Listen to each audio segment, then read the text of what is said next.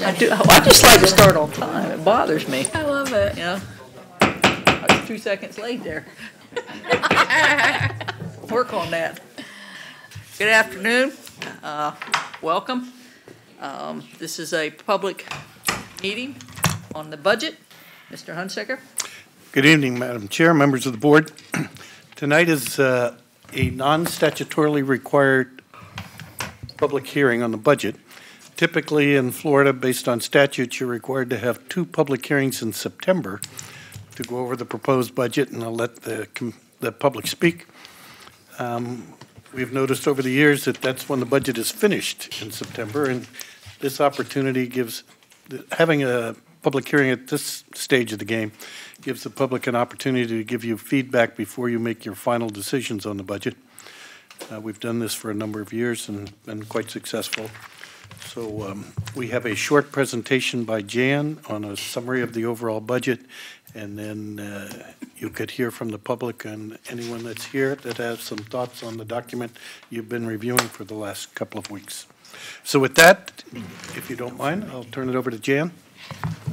Good evening, Commissioners. We would like to walk you through an overview of your PowerPoint.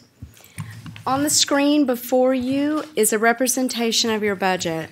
At the current time, your total budget is $1.4 billion. But as Ed has gone over in the past, there's a lot of items in there that are duplicating, and we'd like to get down to the net budget. So moving forward, if you take out internal transfers and cash reserves, they total $680 million. After that, that gets you to the net budget number of $723 million. Now going further, enterprise funds, which represent your utility system and your civic center, you get down to $167 million that belong to an enterprise. Charges are derived directly for those systems. The next one deals with special revenue, debt service, and capital projects. That $185 million are items that are designated specifically for those expenses. After that, if we go into the next tax funds, transportation, library, parks, and MSTU, that represents $84 million, and each of those you've assessed millage that will go towards specific things within those funds. And then that leaves you to the general fund at $287 million out of $1.4 billion. I did add this one. This was not in your packet. I thought it was a good one that we need to reflect. This represents that your millage has stayed the same since 2014. No matter what has occurred, you have maintained your millage rates. The next slide talks about what has increased in revenue since the prior year.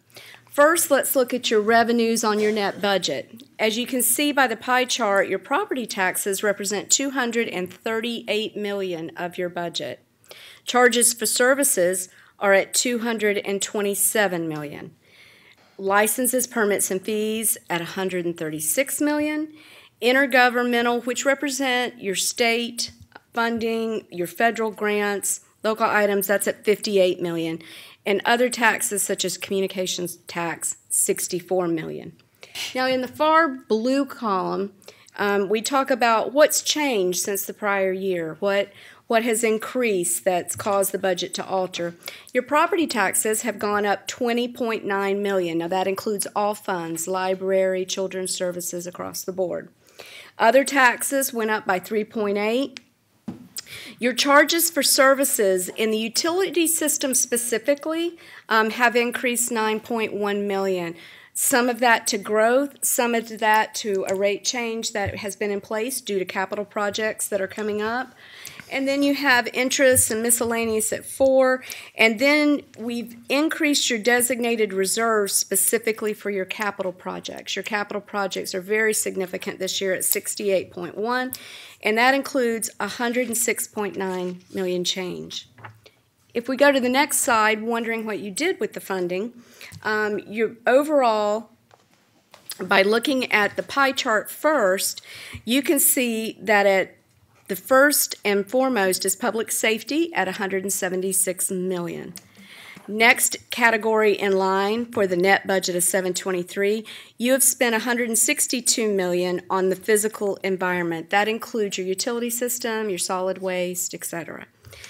Moving around the pie chart, your public transportation is at $41 million, human services at $26 million, culture and recreation at $22 million, and you noticed a very significant portion, which we spoke of before, your capital outlay is at $151 million. Moving around, you have other economic and transfers from other government, $59 million, and your general government at $86 million. In the far left blue column, to notice the increase in expenses, your general government has gone up 2.6, public safety 2.5, your fiscal environment, which has to do again with your utility system, 8.4. Going down the row, public transportation at 3.8, but the one to significantly look at is capital outlay of 73.4. You've increased how much you're spending in it over the prior year. Now, if we go to the next slide, one of the things we'd like to remind you of that we started last year, in 2020, there is a chance that an additional homestead exemption will occur for $25,000. It will go for voter referendum, but will come into play in our fiscal year 2020. With that, we started last year saying that if our increased by 9% and we spent that much in 18, go ahead.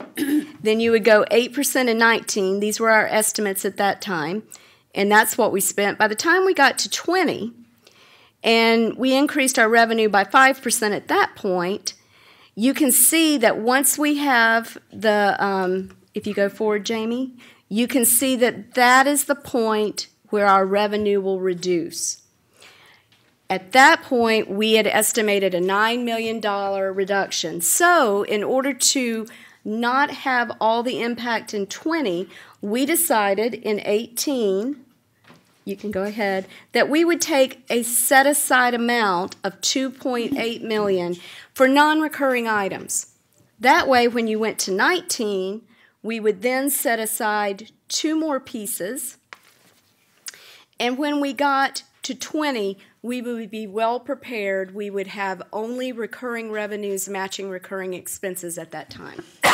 Now, since that point, if we flip to the next slide, we originally had our impact at $8.2 million. And you can see from the table below how that played out in each of your funds through 18, 19, and 20. However, this year, the property appraiser has given us updated figures. So if we go forward one step, you can see now that the estimate based upon growth that we have seen in our area will be $11.1 million in 20. So in order to react to that, that means that we're going to have additional amounts set aside in order to get us to where we need to be in 20. And that $6.9 million, Jamie, if you'll hit it, that's the number for this year that we're looking at that we're going to set aside. Moving forward, one of the things we wanted to remind you of is last year you had the FY18 set aside we talked about that came to $2.8 million. And the items that you used as one-time, non-recurring items that would help within your budget. We used the rural health and Blake, we funded at 1.8. We had some project management software, some software maintenance of $249,195, EMS cameras for $74,305.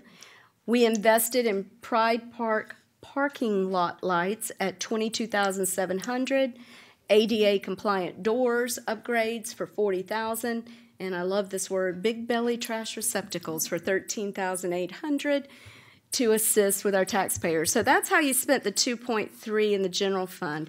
Currently in transportation, we still have in reserves $102 set aside for non-recurring items. Library, they did invest in some interactive software for $26,706. Children's Services still has their set aside of $134 at this moment. And in unincorporated, we did spend on some wellness strategy and also some project management software. Moving forward, in the recommended budget we have before you, again, you see that $6.9 million total number.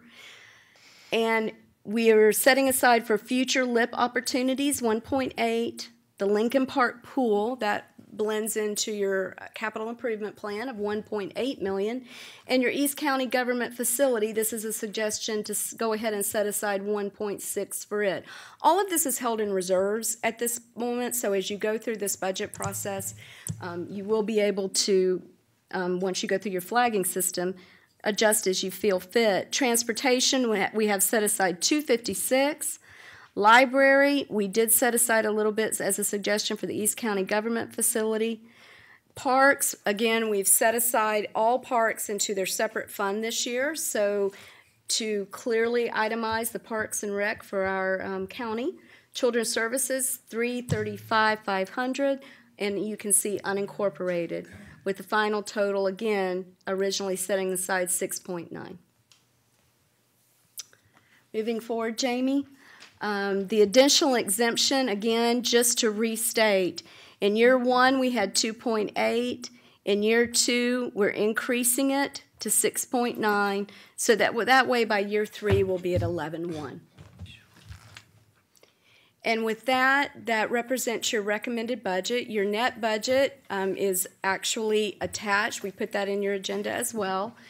And after this, although this is not part of the TRIM compliance public hearing, this is something you do have a reconciliation on July 31st at 9 a.m. after coming back from recess, and then that will start the TRIM process. You actually have your September 11th and September 18th public hearings. And with that, thank you for your time. Dan's finished, and we're ready to hear from the public unless you have questions. We have, we'll open up for public comment. We have Pam Freeney. Come down, state your name. You have 3 minutes, and followed by Lori Gurley. Stand at the podium. Good evening. My name is Pam Freeney, and I'm president of Animal Network. I spent 30 years in Washington, D.C. as a financial analyst. I have a Bachelor's of Science degree in Landscape Architecture and an MPA. I'm here tonight to discuss the Manatee County Animal Shelter's future by asking you to change the wording in Budget Project GG 1643 titled Animal Services and Sheltering Renovation for $1 million, and to ask you to put a new shelter project into the CIP. I've spent significant time supporting the current animal shelter in Palmetto, and I'm amazed at what the staff accomplishes daily, despite considerable challenges presented by the current facility. The youngest structure at the shelter is at least 45 years old. The windows are hurricane resistant, but apparently the same cannot be said for the walls or roof. The main electrical feed into the shelter is reportedly used at full capacity. The current location of the shelter was at one time on the main road in our county. Today, the population growth has shifted significantly away from that area, making it difficult to entice adopters through the gates. I believe that this shelter is beyond repair and reclamation. To continue to put bandages on a facility that's clearly past its time needs to be reconsidered. Manatee County is a world-class location. It has internationally renowned beaches, research facilities, businesses, and citizens. We have the best library system in the country, some of the best sports teams in the state, and yet we have an animal shelter that at its best is 45 years old. The shelter's concrete block walls and chain link fences must be replaced with a new one that is designed with current principles of animal sheltering as a guide, that are environmentally sensitive, easy to clean, and easy to maintain. It should be innovative and supported by funding from Manatee County and community donations. Animal Network is here to support a concept for a full scope replacement and relocation of Manatee County Animal Shelter. Animal Network is committed to fundraising campaign to raise money to match county funds, at least for $1 million or maybe more. Please consider changing the scope of the $1 million from the 2018 Capital Improvement Plan in Project 1643 for this purpose, and consider putting a new shelter program into the CIP and setting aside additional funds annually so that Animal Network can continue to raise matching funds over the next 5 years. Funding this shelter must be a shared proposition between our local community, businesses, and government. A significant amount of funding must be brought to the table by all sources, and I intend to work hard to make this happen through Animal Network's new initiative called Shelter Manatee by 2023. I ask the commissioners to support a new county shelter in such a way that it will be open for business by 2023.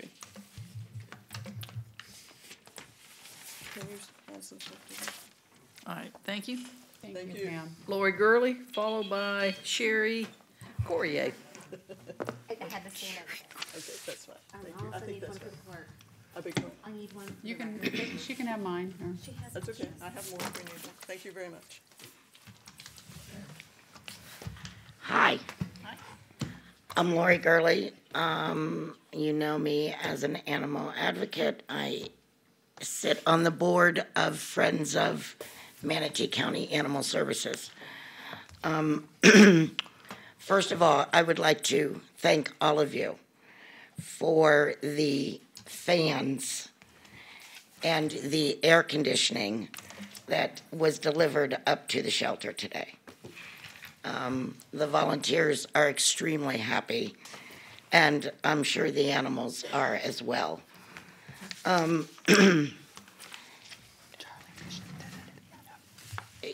You probably think I'm here to talk about animals, but in reality, I'm going to switch it up a little bit. And yes, we need a new shelter. It is old, and we need to have a new one. But not only for the animals, but for your employees. I thought about what I was going to talk about today, and I thought, I go to that shelter all the time. I know what it looks like. I know what it feels like. I know what it smells like. And if I had to get up every day and go to work there, nah, I'd pass. You know, it's a tough place to work. Not only dealing with the animals, but it's just not conducive to a healthy environment. I hate to say it, but they've been flushing feces down the drain for 50 years, folks. Those drains smell. The concrete smells. Everything smells. It's not healthy. So if you are interested in your employees, if you're interested in your staff, think about how they deserve a clean, healthy work environment. And so do the animals. Another thing I want to bring up is, in funding a new shelter, is it possible to earmark or set aside a portion of or all of any excess sales tax that you have at the end of the year to help fund a shelter? We support a new shelter. We will do everything that we can to support it in fundraising, and we ask that you give it serious consideration. Thank you. Thank you. Sherry, did you want to speak? Well, you signed up. Somebody signed you up. It's pretty funny, signed you guys. Mike Meehan, People are laughing. followed by Sue Ann Miller. Somebody must have. No, she's good. Well, she's right there. She says, I have things to say. Really? I think Dan set her up.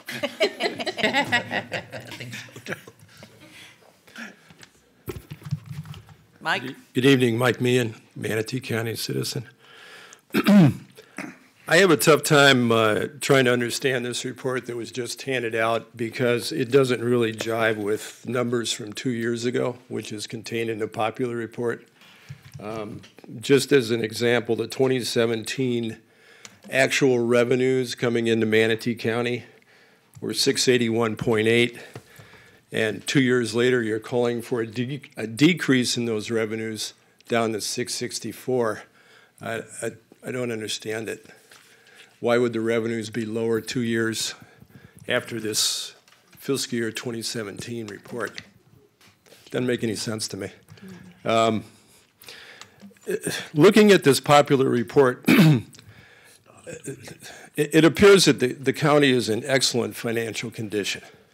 Based on governmental activities, there was a profit of roughly $35 million in fiscal year 2017.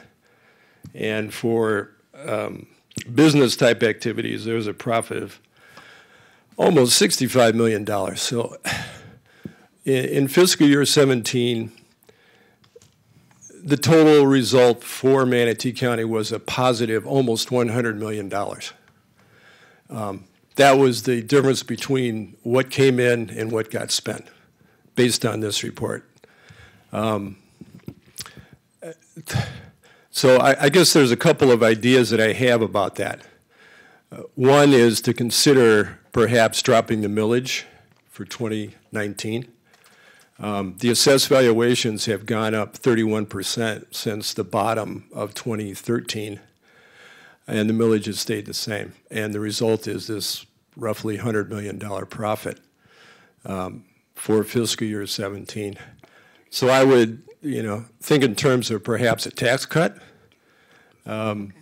Secondly, there was almost a 30% profit margin for business type activities in fiscal year 17. So why not consider lowering the utility bills for Manatee County's 368,000 citizens? Two rather dramatic moves, but I think they'd be well received by the populace. Finally, in the unrestricted general fund, there's like $83 million unrestricted cash just sitting there. That is going to earn double what it earned last year because interest rates, as you probably know, just got raised again this afternoon by the Federal Reserve. So that money's now going to make about 2% this year. If you just take that differential between the 1% and 2% you made last year, it's about $1.6 million. Consider allocating some of those funds, that found money that you didn't have, but you will have, to expanding social service programs here in Manatee County. Thank you. Thank you, sir. Sue Ann Miller.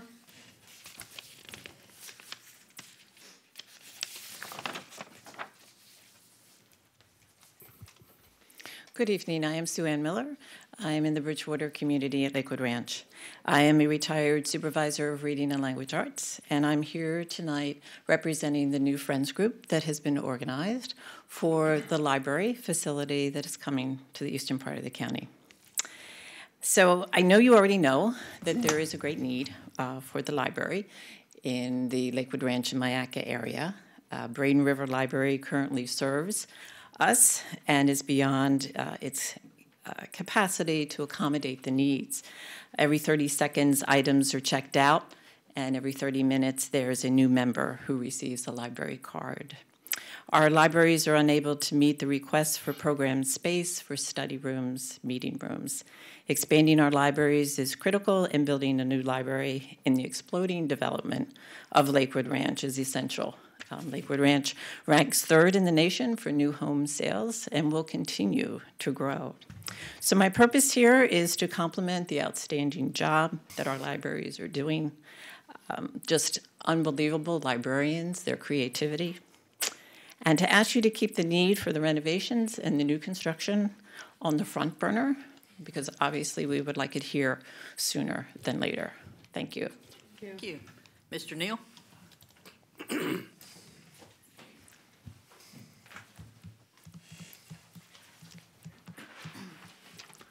Thanks for taking the time to hear me. I'm Pat Neal, 1003 59th Street, and to my left is John Neal. Showing you on the Elmo your three projects on Moxon Waller Road, your project number 6093960. Two simple requests. As you know, we have a contract with Manatee County to build the Fort Hamer extension. It was budgeted at about $21 million. You have provided a budget of $12.4 million for us to build it. We are on time, and we believe we'll be on budget. Our belief is that we'll have about $2 million extra when we're done with all that, and I suggest that you consider your CIP plan and provide a way that if we can take the extra money that we could build Moxon Waller Road to the east from the Fort Hamer extension to U.S. Highway 301. The benefit of that would be to provide a route for the school buses and for the children and their mothers to get to the new elementary school AA. My second request is that you take out of your general fund balance $1 million for planning and right-of-way acquisition for Mox and Waller Road before the development starts. As you know, based on our U.S. Highway 301 experience at the North County Partnership, we all know that it's much less expensive to build a road before it's become urbanized. In our state, we spend about 55% of our transportation dollars for rights-of-way. We ask that you take $1 million and work with the landowners there to start acquiring rights-of-way so that highway can be 4-laned or perhaps 6-laned. We've been doing this with Manatee County since which Colonel Jerome Gostowski calls the $1 million cup of coffee. We've built Honore Avenue, Lockwood Ridge Road, U.S. Highway 301. We started the Fort Hamer Bridge. Thankfully, you finished it and did a great job. And we're now working on the Fort Hamer extension. We believe that private enterprise can save 30 or 40% of the total costs. We'd like to work with you to do this for the Mox and Waller Road. I have a picture of a Mox and Waller for Betsy. Every one of you has received one except Betsy, so I'd like to present her my Mox and Waller. I'm scared of worms. I don't want to see it. What is this? It's snake. What is a Mox and Waller? It's a snake. Moccasins. Water Water moccasins. mock. All it means is that the snakes are having a wonderful time in Parrish. No, don't give it to me. I've seen Thank you, Madam Chair. I have one. They make great pets. it. This is from your CIP. This is your document. I'm good. Mary Ann Gorget, would you, all right. Oh, it's because I didn't get it. Okay, I get it now. Anyone else from the public wish to speak? You have things to say now, Sherry? You ready? Oh, somebody really did do that. All right, seeing no one else come forward, we'll close public comment. Commissioners, Commissioner Benak? Yeah, we did bring up the issue of the animal shelter this morning. We had a workshop on the capital improvement plan and talked about, you know, your kind offer to help do fundraising for this needed building, recognizing the limitations, and you know we've got to figure out where property. So, where did we end up with that? I know, and we talked about the serious issue right now with the heat. And so I'm really happy to hear you say, I mean, that's how fast our staff works, literally. Wow, that was really cool. Really very impressive that they were able to get some relief out there. But maybe you can just wrap up kind of where we decided to go with this or what we need to do. Well, I think we're open to a public-private partnership, and it would require some discussions about how we would proceed, giving some legal constraints that we work under. But I'd be happy to meet and talk about how it is we could proceed with the location and a plan for funding and constructing. I don't have much more to offer at this point in time to go over all the constraints we might have, but we'd be certainly welcome to entertain how it is we could enter into a public-private participation to change the location and commit to constructing a better building than we have today, because it is, for the most part, outlived its useful life. I could just also ask for, when we get an opportunity, to address Mr. Meehan's comments. I know you will. You know, I hope, you know, all I can say is I hope you're right. I hope we have this huge amount of money and we can solve everybody's problems. Somehow I don't think it's true, but they're good questions. The popular report. Yes. I review that. It is a little bit difficult sometimes to rectify that with our budget process. So well, that is an audit report. That is not a budget report. And the budget takes we start with the audited numbers and we work through to deliver the budget. The audit report, for example, would talk about 100% of the proceeds that we received. From a budgetary standpoint, we're only allowed to move forward with appropriating 95%. And then you have your reserve requirements that are set up by state statutes in your budgets. Those same requirements aren't required when you're doing a financial report. But I believe we'll just take the popular report that's provided by the clerk of the circuit court as a result of the audit, and then work from there to where the budget document is to reconcile the two for you. Okay. I, too, would love to know that we had that amount of money that was in a pillowcase somewhere, but it's not quite that easy. Good question. So you're going to look at that and We'll get back to us? we'll do that and provide the board and Mr. Meehan a copy of the results. Okay. Anybody else? If not, we're Oh.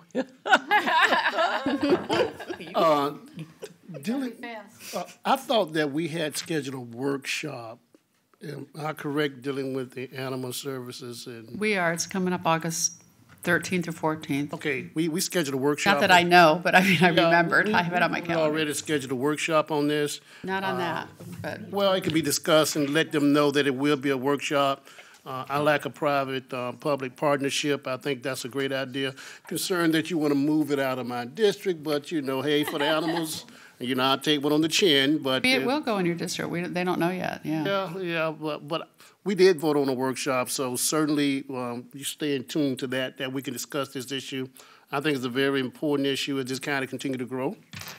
And the facility is pretty old. I mean, we knew that from day one. But to be fair, we just told the staff about it this morning. Yes, yeah, we talked about it this morning. So it's not like they can have answers. Right, and right. Commissioner Benek? Yeah, in regards to the East County Library, I don't know if these ladies know that it has been put in the capital improvement plan to be funded, so thank you for your efforts, and that's an exciting project, and I know Commissioner Baugh has been pushing for that for quite some time. She couldn't be here today, but yeah, that's going to be a exciting project for us to work toward. So just want to make sure you all knew that. Thanks. Adjourn.